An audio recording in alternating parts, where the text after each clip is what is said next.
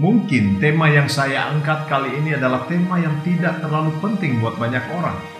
Tetapi yang tidak terlalu penting buat banyak orang bukan berarti tidak penting buat Anda. Dan saat ini saya akan menyampaikan tema The Power of Habit, kekuatan kebiasaan. Kita paham bahwa ada dua kebiasaan manusia pada umumnya, yaitu kebiasaan baik dan kebiasaan yang buruk. Kalau kita melihat orang-orang yang hebat, orang-orang yang sukses, maka seringkali kita berpikir bahwa mereka awalnya mengambil keputusan-keputusan yang hebat juga. Tetapi kalau kita mempelajari lebih dalam tentang kehidupan mereka, ternyata mereka memulainya dari sebuah keputusan yang sederhana.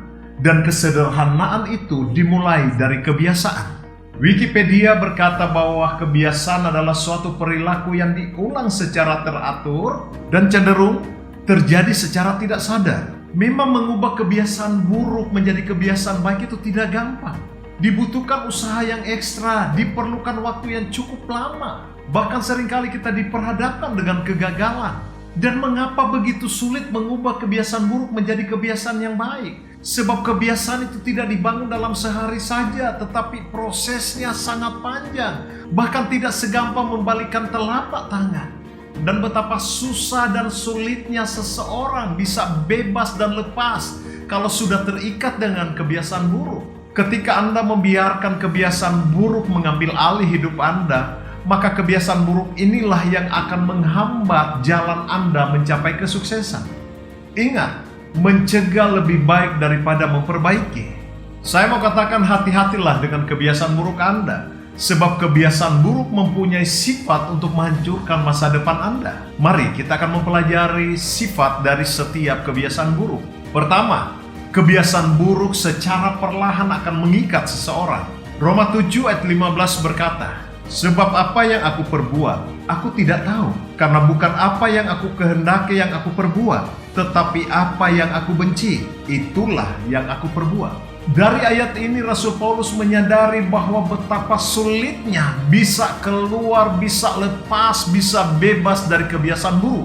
Dan untuk bisa keluar dari kebiasaan buruk ini dibutuhkan sebuah keputusan dan tindakan yang nyata. Saya akan memberikan contoh kebiasaan buruk yang sehari-hari seringkali kita lakukan. Seperti berkata bohong. Sebab sekali seseorang berbohong, pasti akan berkelanjutan ke depannya. Yang tadinya ketika kita berbohong ada perasaan takut, ada perasaan berdosa. Tetapi kalau berbohong itu terus-menerus kita lakukan dan itu menjadi kebiasaan, maka namanya perasaan takut, perasaan berdosa, itu sudah sepertinya menjauh dari kita. Dan saat seseorang terikat dengan kebiasaan berbohong, maka sepertinya ada sesuatu yang kurang dalam hidupnya kalau tidak berbohong. Marilah mengambil keputusan dan tindakan untuk mengubah kebiasaan buruk menjadi kebiasaan yang baik. Sebab kebiasaan yang buruk dapat mengikat seseorang hidup di dalam dosa. Poin yang kedua, kebiasaan buruk dapat mengikat niat baik seseorang. Ketika seseorang pernah jatuh dalam kebiasaan buruk dan ingin melepaskan diri dari kebiasaan itu, maka seringkali yang muncul dalam pemikirannya hanya gagal, dan gagal. Percuma saya mencobanya lagi, toh pada akhirnya saya gagal juga. Dan alasan inilah seringkali terucap dari mulut kita. Sehingga alasan ini juga yang menghambat tindakan kita untuk mencoba dan mencoba lagi. Ingat, ucapan kita adalah doa kita. Dan doa berkaitan erat dengan iman kita. Mari mulai membangun berkata-kata yang baik, berkata-kata yang positif, bahkan berkata-kata berkat buat kehidupanmu sehingga engkau bebas dari kebiasaan burukmu. Rasul Paulus menulis di dalam Roma 7 ayat 24 berkata, "Aku manusia celaka. Siapakah yang akan melepaskan aku dari tubuh maut ini?" Mengapa Rasul Paulus berkata dia adalah manusia celaka? Karena Rasul Paulus tidak bisa melepaskan diri dari kebiasaan-kebiasaan buruknya. Dan dia berkata, siapakah yang bisa melepaskan aku dari tubuh maut ini? Siapa yang bisa menolongku? Siapa yang bisa peduli dengan aku? Artinya, betapa susahnya seseorang akan bebas, akan lepas dari setiap kebiasaan buruk. Saya mau katakan yang sulit dan yang susah bukan berarti tidak bisa diubah. Sebab pada bagian ini kita belajar hanya dibutuhkan sebuah komitmen dan keputusan kita untuk bertindak.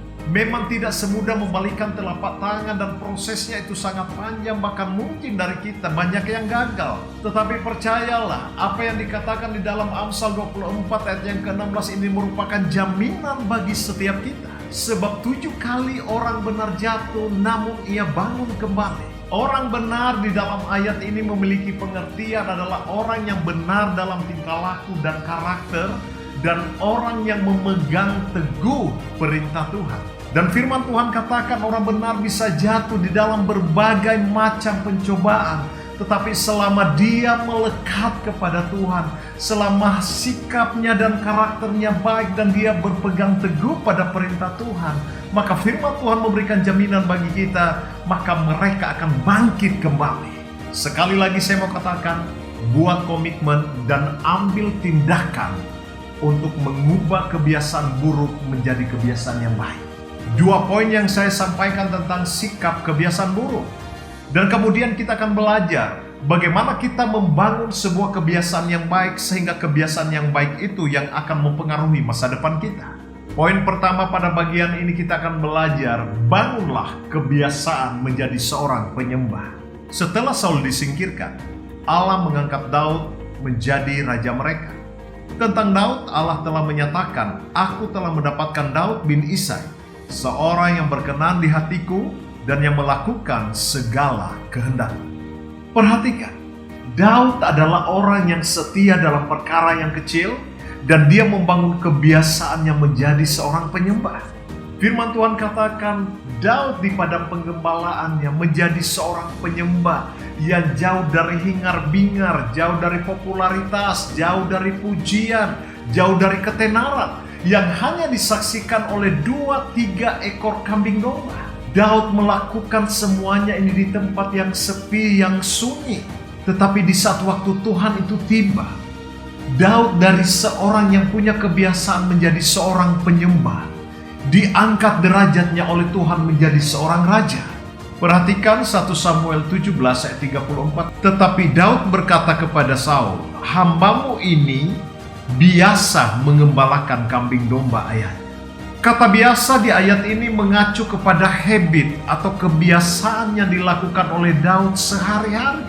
Sebab karena kebiasaan dan kesetiaan Daud mengakibatkan Daud menjadi orang yang punya mental yang kuat, dan Daud menjadi orang yang punya mental yang berani. Mental yang kuat dan berani ini bukan tiba-tiba atau ujuk-ujuk, tetapi mental kuat dan berani ini dibangun dari kebiasaan dan kesetiaan menjaga kambing domba 2-3 ekor, kata firman Tuhan, milik ayahnya. Kebiasaan adalah proses kehidupan yang setiap hari kita jalani. Sebab tidak ada nilai yang tinggi kalau hidup tanpa proses, dan tidak ada kualitas yang terbaik kalau hidup tanpa proses. Tetapi percayalah, setiap kisah-kisah yang besar yang kita alami dalam hidup kita selalu dimulai dari kisah yang kecil. Dan kisah yang kecil itu selalu dimulai dari membangun kebiasaan yang baik. Ketika saudara bisa mengubah kebiasaanmu, maka nasibmu pasti akan berubah. Hari-hari ini banyak orang yang ingin mengubah nasib tanpa mengubah kebiasaan. Maka saya mau katakan itu impossible. Poin yang kedua, perhatikan pergaulanmu. 1 Korintus 15 ayat 33 berkata, "Janganlah kamu sesat, pergaulan yang buruk merusak kebiasaan yang baik."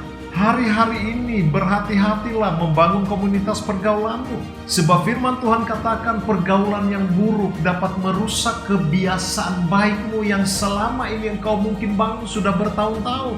Tetapi itu tidak hanya merusak kebiasaan baikmu, tetapi itu akan menghancurkan hidupmu dan masa depanmu. Bergaullah dengan komunitas yang sehat, dan bergaullah dengan komunitas yang saling membangun satu sama yang lain. Poin yang ketiga, perhatikanlah ibadahmu. Ibrani 10 ayat 25 berkata, "Janganlah kita menjauhkan diri dari pertemuan-pertemuan ibadah kita, seperti dibiasakan oleh beberapa orang. Tetapi marilah kita saling menasihati dan semakin giat melakukannya menjelang hari Tuhan yang mendekat." Mengapa? Karena ibadah itu mengandung janji bagi kita. Makanya Rasul Paulus berkata bahwa latihan badani sangat terbatas, tetapi latihan untuk beribadah itu bermanfaat besar bagi kehidupan kita. Kalau ibadah butuh latihan, itu berarti latihan harus butuh kebiasaan. Sebab tidak mungkin bagi seseorang menjadi rutin dan setia beribadah kalau tanpa dibangun dari sebuah kebiasaan. Sebab kebiasaan beribadah itu kalau kita terus bangun dalam hidup kita, maka ketika kita tidak beribadah sepertinya ada yang kurang di dalam hidup kita. Mari terus membangun kebiasaan yang baik beribadah kepada Tuhan. Sebab di dalam ibadahmu ada begitu banyak manfaat, baik secara jasmani maupun rohani. Kita sudah mempelajari 3 hal untuk membangun kebiasaan yang baik sehingga kebiasaan baik itu mempengaruhi masa depanmu. Pertama, bangunlah kebiasaan menjadi seorang penyembah. Kedua, perhatikanlah pergaulanmu. Dan ketiga, bangun kebiasaan beribadah. Saya percaya ketika kita membangun kebiasaan yang baik, maka kebiasaan yang kita bangun hari-hari ini akan mempengaruhi masa depan kita. Dan itu akan menolong untuk hidup kita terus diberkati oleh Tuhan. Tuhan Yesus memberkati.